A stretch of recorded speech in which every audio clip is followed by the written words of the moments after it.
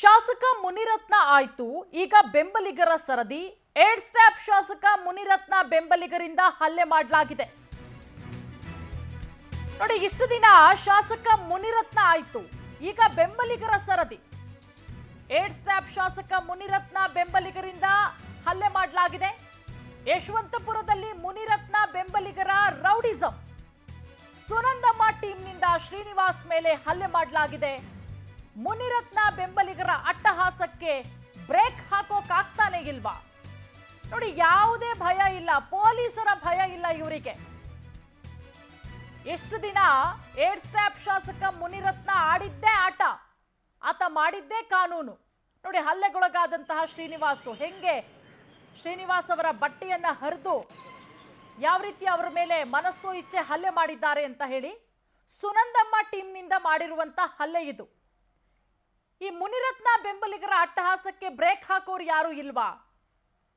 ಇವ್ರು ಹೇಳಿದ್ದೇ ಕಾನೂನು, ಇವ್ರು ಮಾಡಿದ್ದೇ ಆಟ ಅನ್ನೋಂಗಾಗಿದೆ. ಯಾರ ಭಯವೂ ಕೂಡ ಇಲ್ಲ ಮುನಿರತ್ನ ಬೆಂಬಲಿಗರಿಗೆ.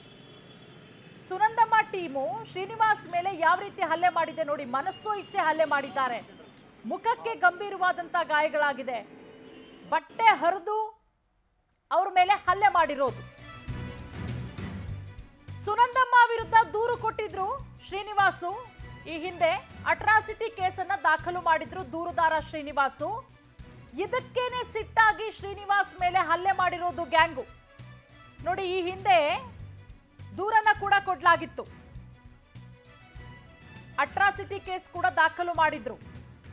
ಚೌಡೇಶ್ವರಿ ಬಸ್ ನಿಲ್ದಾಣ ಬಳಿಯ ಬೆಂಗಳೂರು ಒನ್ಗೆ ಬಂದಂತಹ ಸಂದರ್ಭದಲ್ಲಿ ಹಲ್ಲೆ ಮಾಡಿದ್ದಾರೆ.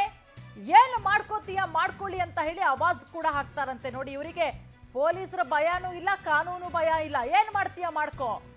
ಸುನಂದಮ್ಮ, ಮೋಹನ್ ಗೌಡ, ಕೃಷ್ಣ ವಿರುದ್ಧ ಈಗ ಎಫ್ಐಆರ್ ದಾಖಲಾಗಿದೆ. ಯಶವಂತಪುರ ಪೊಲೀಸ್ ಠಾಣೆಯಲ್ಲಿ ದಾಖಲಾಗಿರುವಂತಹ ಎಫ್ಐಆರ್. ನೋಡಿ, ಮುನಿರತ್ನ ಬೆಂಬಲಿಗರ ಆಟಾಟೋಪಕ್ಕೆ ಬ್ರೇಕ್ ಹಾಕಕ್ ಸಾಧ್ಯನೇ ಇಲ್ವಾ? ಇವ್ರು ಆಡಿದ್ದೇ ಆಟ, ಇವ್ರು ಮಾಡಿದ್ದೇ ಕಾನೂನು, ಯಾರ ಭಯವೂ ಕೂಡ ಇಲ್ಲ.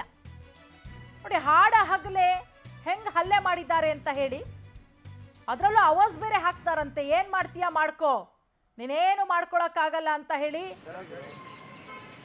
ಎಷ್ಟರ ಮಟ್ಟಿಗೆ ಹಲ್ಲೆ ಮಾಡಿದ್ದಾರೆ ಶ್ರೀನಿವಾಸ್ ಮೇಲೆ. ಮುಖಕ್ಕೆ ಗಂಭೀರ ಸ್ವರೂಪದ ಗಾಯಗಳಾಗಿದೆ ಶ್ರೀನಿವಾಸ್ ಮುಖಕ್ಕೆ. ಶ್ರೀನಿವಾಸ್ ಬಟ್ಟೆ ಹರಿದಿದ್ದಾರೆ.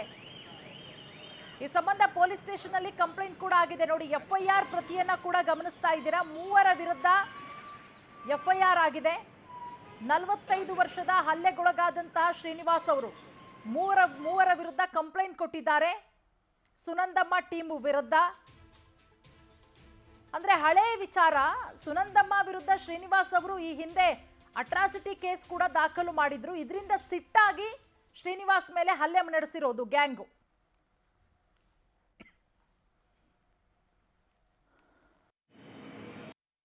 ಬಸ್ ಸ್ಟಾಪ್ ಹತ್ರ ಆಧಾರ್ ಕಾರ್ಡ್ ಲಿಂಕ್ ಮಾಡಿಸೋ ಅಂತ ಹೋಗಿದೆ ಸರ್.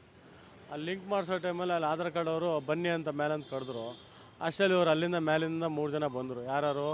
ಸುನಂದಮ್ಮನ ಮಗ ಪಾನಿಪುರಿ ಗೌಡ. ನಾನು ಫಸ್ಟೇ ಅಟ್ರಾಸಿಟಿ ಕೇಸ್ ಹಾಕಿದ್ದೆ. ಅವನು ಪಾನಿಪುರಿ ಗೌಡ ಇದ್ಕೊಂಡು ಇವನೇ ಅಕ್ಕ ನಿಮ್ಮ ಮೇಲೆ ಕೇಸ್ ಹಾಕಿತ್ತು ಅಂತೇಳಿ ಹೇಳ್ದ. ಅದಕ್ಕೆ ಅವನೇ ಮಾಡ್ದೇನೋ ಒಂದು 10 ಸತಿ ಇದೇ ಮಾತು ಹೇಳಿದ್ರು ಸರ್. ಅವಾಗ ಅವನೇ ಮಾಡಿದೆ, ಈ ಕೇಸ್ ಹಾಕಿ ನಾನು ಕೊಂಡ್ರೇನೋ ಅಂತ ಹೇಳ್ಬಿಟ್ಟು ಇದು ಮಾಡಿದ್ರು ಮೇಡಮ್. ಅವಾಗ ಅವನೇ ಮಾಡ್ದ, ಪಾನಿಪುರಿ ಕೂಡ ಹಿಂಗೆ ತಳ್ದ ನನಗೆ. ಅವಾಗ ಇವನು ಮೋಹನ್ ಕೂಡ ಏನು ಮಾಡ್ದ, ಕಾಲಲ್ಲಿ ನನಗೆ ಇಲ್ಲಿ ಹೊಡೆದ ಸರ್. ನನಗೆ ಕೆಳಗಡೆ ಪ್ಯಾಂಟ್ ಕೆಳಗಡೆ ಸರಿಯಾಗಿ ಬಿದ್ದಿದ್ದೇಟು.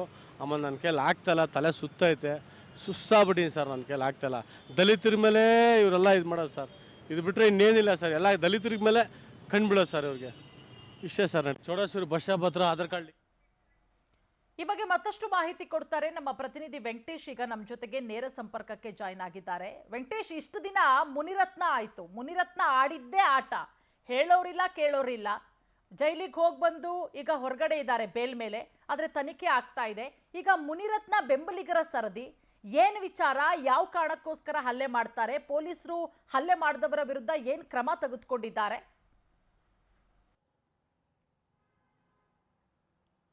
ಪೂರ್ಣಿಮಾ, ರಾಜರಾಜೇಶ್ವರ ನಗರದ ಶಾಸಕ ಮುನಿರತ್ನ ಅವರ ದರ್ಪ ಇಷ್ಟು ದಿನಗಳ ಕಾಲ ನಡೆದಿದ್ದ ಅವರನ್ನು ಬೆಂಬಲಿಸುವಂಥವರು ಮತ್ತು ಅವರ ಬೆಂಬಲಿಗರಾದಂಥ ಅವರು ಕೂಡ ಇದೇ ರೀತಿಯಾದಂಥ ಒಂದು ಕೇಸನ್ನು ಮಾಡಿದ್ದಾರೆ. ಈಗ ಈ ಪ್ರಕರಣದ ಹಿನ್ನೆಲೆಯನ್ನು ನಾವು ನೋಡಿದ್ರೆ ಶ್ರೀನಿವಾಸ್ ಎಂಬುವವರು ಏನು ಕಳೆದ ಕೆಲವು ತಿಂಗಳುಗಳ ಹಿಂದೆ ಸುನಂದಮ್ಮ ಎಂಬುವರ ಮಗನ ವಿರುದ್ಧ ಒಂದು ಜಾತಿ ನಿಂದನೆ ಮಾಡಿದ್ದಾರೆ ಅಂತ ಹೇಳಿ ಒಂದು ಕೇಸನ್ನು ಕೊಟ್ಟಿರ್ತಾರೆ. ಆ ಕೇಸ್ನ ಆಧಾರದ ಮೇಲೆ ಪೊಲೀಸರು ಕೂಡ ತನಿಖೆಯನ್ನು ಮಾಡ್ತಾ ಇರ್ತಾರೆ.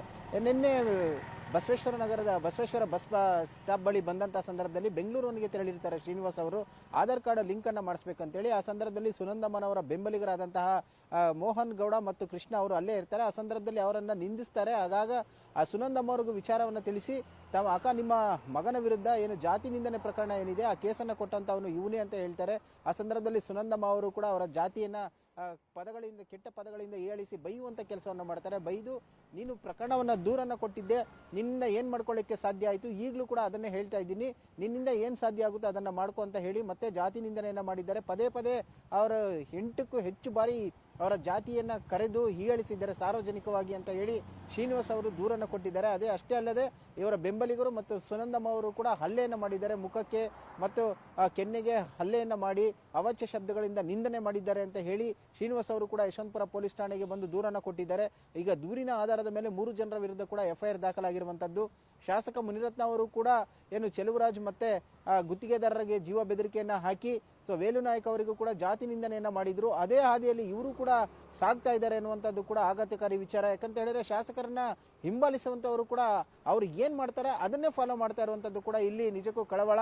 ಹೀಗಾಗಿ ಪ್ರಕರಣಕ್ಕೆ ಸಂಬಂಧಪಟ್ಟಂತೆ 3 ಜನರ ವಿರುದ್ಧ ಈಗ FIR ಕೂಡ ದಾಖಲಾಗಿದೆ.